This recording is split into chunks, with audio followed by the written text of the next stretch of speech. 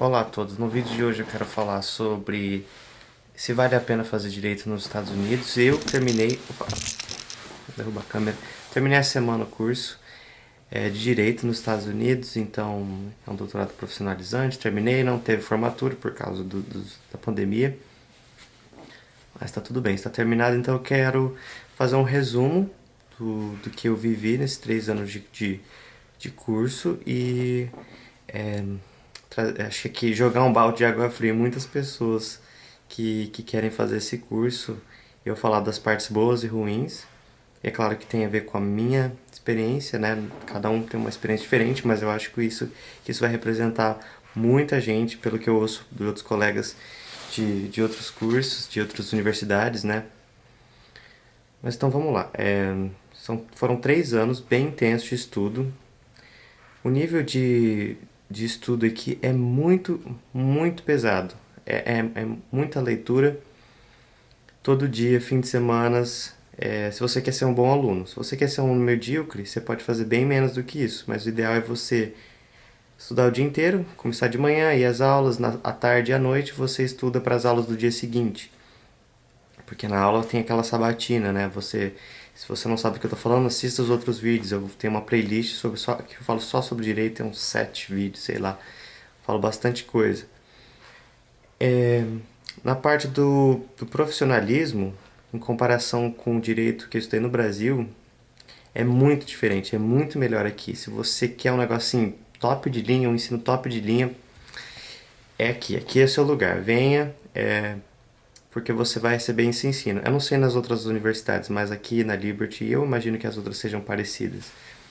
Todas as faculdades que são aprovadas pela ABA, que é a Associação dos Advogados dos Estados Unidos, é como se fosse a OAB. Então ela é gerida, as faculdades de direito são geridas por esse órgão. É diferente no Brasil, que é pelo MEC. Então aqui é pela ABA. Então não tem uma instituição educacional que vai gerir as universidades. Tem universidades aqui, escolas de direito, que não são geridas. Elas não têm aprovação, mas elas podem funcionar. Não tem aprovação da ABA, mas elas podem funcionar. Então não sei como seria. Mas se ela tem aprovação, eu tenho certeza que ela vai seguir critérios rígidos de ensino. E algumas diferenças de profissionalismo, por exemplo, que eu vi no Brasil. No Brasil você tem numa federal também, isso deve ser levado em consideração. Tinha muitos professores que chegavam atrasados, quase nunca a aula ia até o final do período. A aula, em tese, era para ir das 7 até as 10h30 da noite. E isso raramente acontecia. Eu tive um professor que ele era sempre pontual, ele sempre ficava até o final da aula, às vezes ele passava, às vezes não, isso é o que eu ouvi que falaram que ele fazia, que ele passava, ele falava aqui, ó, a aula terminou, mas quem quiser ficar eu vou continuar. É um professor sensacional, o nome dele era Alisson, muito bom, mas os outros, a maioria não. Também tinha uma professora de tributária que foi minha chefe depois na procuradoria, ela também era assim, ela era bem pontual, ela nunca chegava atrasada e ia ter aula até o final. Mas a maioria dos outros professores que eu tive não utilizavam o tempo da aula. E é claro, tá todo mundo cansado, era noite, mas enfim, é só para você ver a diferença. Aqui não, aqui a aula se a aula é das 8 às 9, vai ser das 8 às 9. É muito raro o professor terminar a aula antes. É muito raro um professor se atrasar. Eu tive uma professora de processo criminal que ela se atrasou meia hora um dia. E antes de chegar na sala, ela já mandou um e-mail para todos os alunos dizendo que ia se atrasar essa meia hora. Quando ela chegou, ela pediu mil desculpas, explicou, falou o que tinha acontecido e nunca mais aconteceu. Pelo menos eu não lembro. E eles também não tem esse negócio de eu vou pra aula, vou assinar a chamada, vou ficar lá fora. Não existe isso. Vou ficar no celular, não existe isso. É esperado um nível de profissionalismo muito alto de todos os alunos, como se fosse assim, a não sei nem explicar, porque é um doutorado profissionalizante, né? Não é uma graduação. Então, se é esse tipo de ensino que você quer, se é esse tipo de qualidade de ensino, o direito americano é ótimo. O JD que eu fiz, tem o LLM e eu não sei como que seria. Tem vários vídeos no meu canal que explica a diferença do LLM e o JD. O JD é o curso de direito propriamente dito. E o LLM seria mais como um mestrado. Na parte, e como eu disse, é um curso profissionalizante. Não é voltado para ensino acadêmico. apesar de ser um curso acadêmico, não é voltado para a parte acadêmica, é voltado para a prática. Então você vai estar ali aprendendo prática o dia inteiro. Então, você estuda casos, você não estuda uma doutrina, por exemplo. Você estuda a doutrina se você quiser aprender além do que você está estudando. Tem partes doutrinárias nos livros? Tem. Tô até aqui, eu vou até mostrar para vocês os meus livros. Ali alguns, eu já vendi vários, tá? Os livros são bem caros, então eu tô vendendo o máximo que eu posso. Você vai ali gastar uns 300, 400 dólares por semestre só de livros. Então tem que ser levado em consideração. O que tem que ser levado em consideração também é o custo do curso. Você vai pagar ali por semestre, tá? Cada semestre vai, dependendo da universidade, vai custar em torno de... Cada semestre não, por ano. Por ano vai custar em torno de 30 mil dólares a uns 70 mil dólares, dependendo da universidade. Se for para Harvard, as mais caras, que as top 14, que eles chamam de Ivy League Universities, são as melhores. Melhores assim, né? As mais conceituadas, porque isso é relativo, que é melhor que não é. Elas custam bem caro. Tem muita oportunidade de bolsa. É claro, eu consegui bolsa aqui, apenas, como que eu consegui bolsa? Pessoas me perguntam. Você vai preencher um formulário enorme. Eu tenho um curso que eu explico tudo, todo o processo, assim, passo a passo, é uma verdadeira consultoria, até melhor, eu diria. E eu vou deixar na descrição se você quiser ter acesso, mas enfim.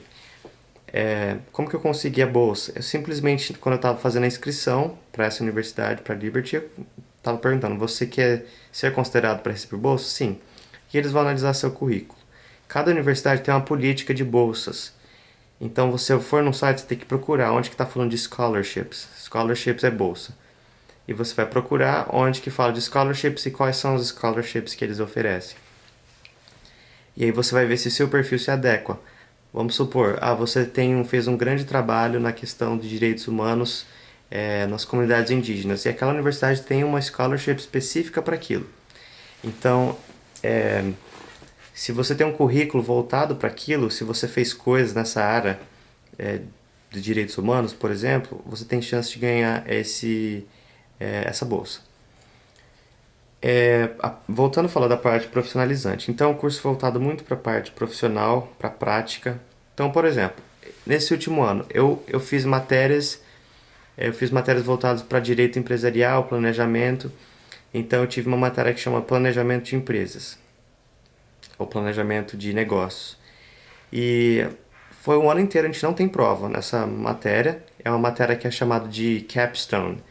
O que é uma matéria capstone? É uma matéria, como que eu diria, uma pedra angular. Uma matéria assim que ela vai reunir várias outras matérias e você vai fazer um super projeto enorme e vai entregar, que foi o que a gente fez. Então, durante o ano a gente apresentou vários trabalhos, entregar vários projetos por exemplo, um contrato de trabalho, como fazer um contrato de trabalho, como fazer o planejamento tributário de uma empresa. Você tem uma situação hipotética e você faz o planejamento. Qual é a melhor forma tributária para essa empresa? Vai ser uma corporação? Vai ser uma sociedade, quer dizer, sociedade anônima seria uma corporação? Vai ser uma limitada? Esse tipo de coisa. Então, e no final a gente teve um super projeto, fazer o projeto inteiro de uma empresa, que inclui preencher os formulários tributários, preencher toda a papelada e fazer os documentos da empresa. Então teve um documento lá que só ele, que era eu não esqueci qual que é o termo em português, que seria o Operating Agreement em inglês, que é o documento que realmente coloca todos os termos da empresa. E só esse documento deu mais de 30 e poucas páginas. Então, esse era o projeto final. Então é muita prática. Se você gosta de advogar, assim, de ir em tribunal, essas coisas, a gente teve matérias. Teve um vídeo que eu falei como é um julgamento americano. A gente teve um julgamento inteiro como uma prova. Foi a prova final. A gente teve que se preparar. A gente se preparou o semestre inteiro. Foi muito desgastante, mas a prova durou 4 horas. Então, 4 horas falando com o juiz, entrevistando testemunhas, levantando objeções. 3 ou 4 horas. Foi algo bem cansativo. Mas para você ver, a parte bem prática. Então, e aqui na Liberty, eu fiquei impressionado com a qualidade com a qualidade do ensino. Eu não sei, então, como eu venho dizendo, eu não sei como são as outras universidades. E eu imagino que sejam parecidas. A qualidade de ensino é muito grande, assim, é um profissionalismo que você fica assim de boca aberta. Então, se esse é seu sonho, faça, sim, vá atrás, se planeje com o. Vou falar. Eu sei que eu sou suspeito para falar, mas o curso que eu estou oferecendo coloca tudo isso assim, nossa, assim, mastigado para você fazer o seu planejamento. Mas enfim, ou assista os meus vídeos no meu canal e faça seu próprio planejamento, ou faça uma consultoria com alguém, mas você tem que fazer um planejamento, porque vai ficar é muito caro. Você, além de você, o dólar tá chegando a R$ 6, R$ 7 daqui a pouco, talvez. Então você tem que fazer um planejamento. Você não pode trabalhar enquanto está aqui. Quer dizer, há uma exceção. Você pode trabalhar 20 horas no campus da universidade, mas não compensa, porque os serviços, os trabalhos no campo, eles são de salário mínimo. Você vai ganhar 8, US$ 9 por hora. É muito pouco. O que você vai fazer? US$ 400 por mês? É muito pouco e não vai compensar. Teve um semestre que eu trabalhava 3 dias no fim de semana e minhas notas caíram muito, então não compensa, eu recebi muito pouco dinheiro, e enfim.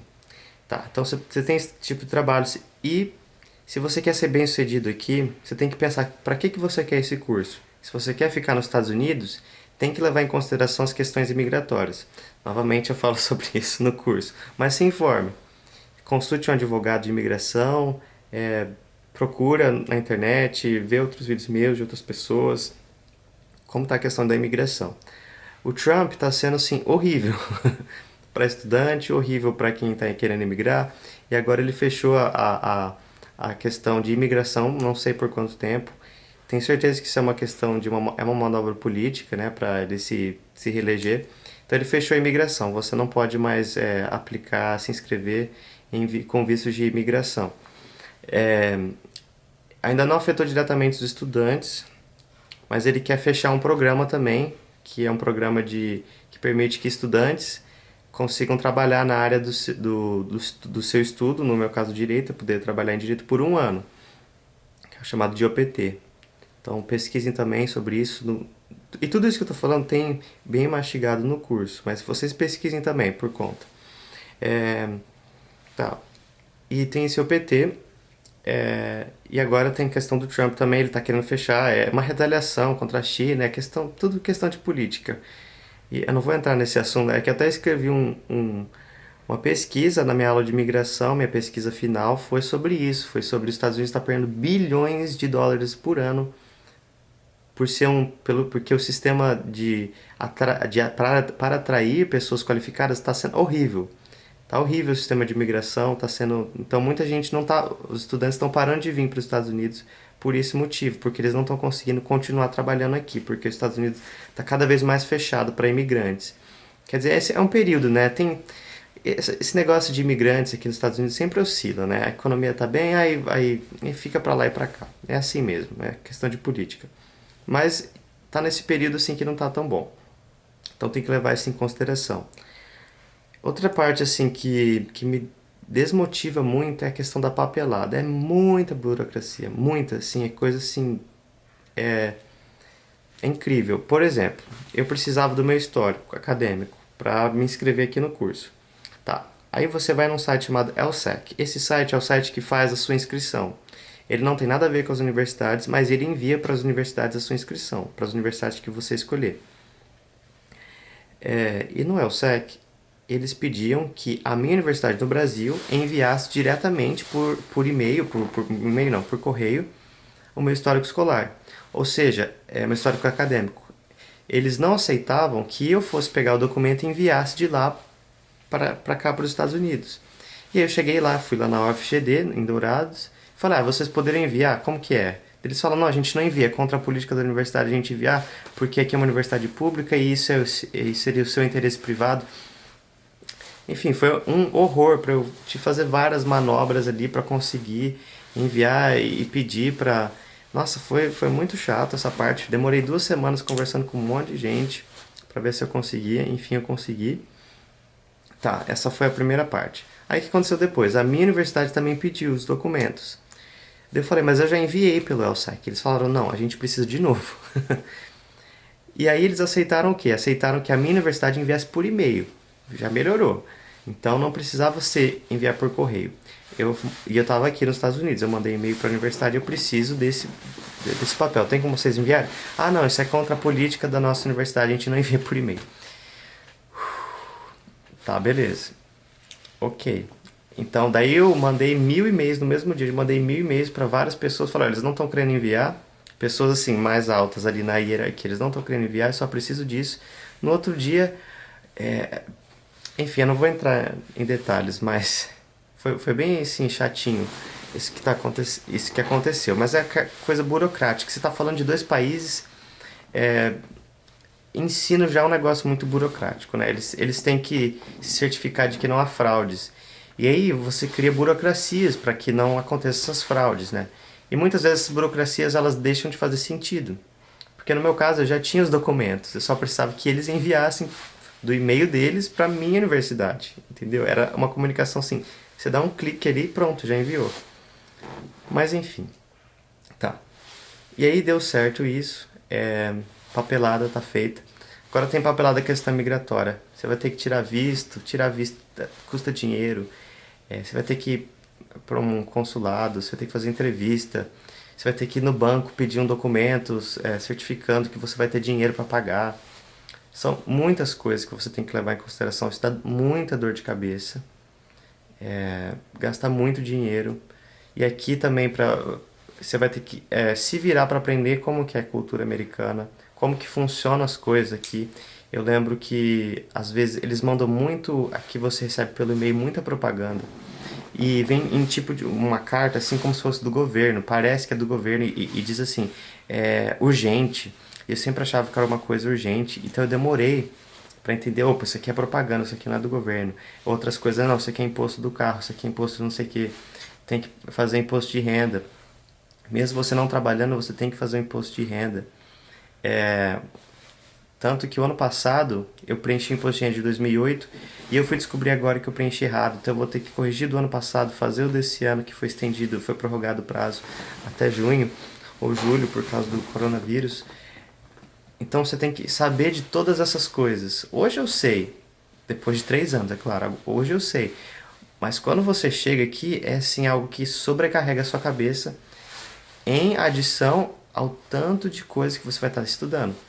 Teve um dia que teve uma matéria que o professor passou 100 páginas para o dia seguinte. Então, e é obrigatório, não é tipo assim, a leitura, não, você pode ler ou não, que nem é na faculdade do Brasil, não precisa ler não, que a gente acaba não lendo, mas aqui é obrigatório, porque os professores fazem sabatina, eles sorteiam alunos aleatoriamente para falar sobre o tema. Então, pense em tudo isso. Né? Quando eu cheguei aqui, na primeira semana, eu não tinha me mudado para esse apartamento ainda. Eu estava num Airbnb. Então, eles passaram tanta coisa. Eu fui dormir um dia, 3 horas da manhã, na primeira semana, de tanta coisa que eles tinham passado.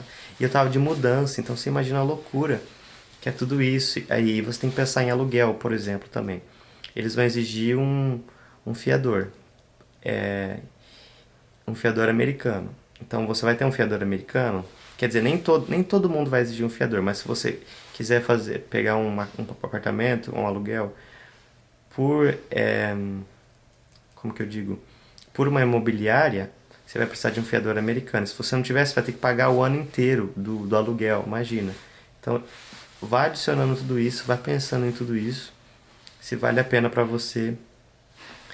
E a expectativa de ficar aqui como trabalho sim, está cada vez pior para imigrantes, para quem vem de outro país, pela questão migratória, porque o Trump tem sido muito ruim para esse tipo de estudante, e você vai ter que se informar a questão de vistos. Eu, por exemplo, eu tenho 1 ano para trabalhar, mas depois eu ia ter que conseguir um outro visto, se eu for querer continuar. Então, tem que pensar em tudo isso. Antes, quando eu vinha, eu não sabia de tudo isso. Agora eu sei. Então, eu teria pensado melhor. Então, coloque tudo isso na balança. Muita gente me fala, meu sonho é estudar nos Estados Unidos. E eu questiono, é seu sonho mesmo? Se for seu sonho mesmo, você pega tudo isso e você se planeja. Você busca quem vai te dar as respostas, você procura por conta e faz um plano assim, super estruturado, ponto, passo a passo, fase por fase, fase tal, vou fazer isso, prova do L7, como que é estudar, o que é TOEFL, depois quando eu estiver no curso, eu vou ter que fazer, vou ter que trabalhar no meio do ano, como que eu faço para trabalhar, qual é o visto, qual que é a autorização que eu vou precisar para trabalhar, como que eu vou ser alguém competitivo para ser inserido no mercado de trabalho, porque você vai estar competindo com americanos que só precisam de que não que tem autorização para trabalhar e você vai ter que competir com essas pessoas, você vai ter que ser tão melhor que os americanos ao ponto do americano falar, não, eu vou pagar o seu visto, pagar a papelada para fazer um visto para você porque você é melhor que esses outros candidatos. Tem que pensar nisso. Outra coisa que eu recomendo é faça um espanhol. Se você sabe inglês, já faça um espanhol, que é muito importante. Tem muitos empregos que eles pedem inglês e espanhol, especialmente na Flórida. Muito importante espanhol. Português, não muito, não achei muitos empregos na área jurídica que pedem português, mas espanhol tem muito. Então, se você falar espanhol, você já está assim, acima de muita gente. E espanhol é perto do português também, então é parecido, então já ajuda. E além de tudo isso que eu estou falando, tem mais uma parte que é o exame da ordem. O exame da ordem aqui nem se compara com o exame da ordem no Brasil. Só as provas aqui, as provas do final do ano, do semestre, elas já são muito mais difíceis que a OAB no Brasil. Muito, muito, nem se compara. Pensa, na OAB você tem que responder apenas 50% da primeira fase de 80 questões.